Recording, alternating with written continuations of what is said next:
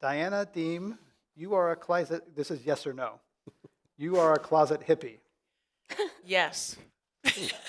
You secretly aspire to be a European. Ooh. Low waist, not happening. No, not as much as a hippie. You have gone dumpster diving. Yes I or no? have.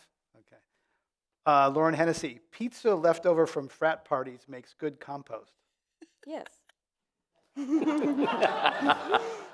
Stanford students prefer weed grown with solar power. Yes. Okay. Kevin Drew, as mayor of San Francisco, Gavin Newsom started the city's pioneering composting program. As lieutenant governor, he has a lot of time on his hands and could make a good compost cop. Yes. A compostable cup or fork thrown into a landfill will biodegrade back into the soil. Yes or no? No. Not as much as we think. Yeah, not, it doesn't happen. Okay, we got a list here. It's okay to put the following items in the compost bin in San Francisco: meat, Yes. bones, Yep. yes, Yes. clamshells, Yes.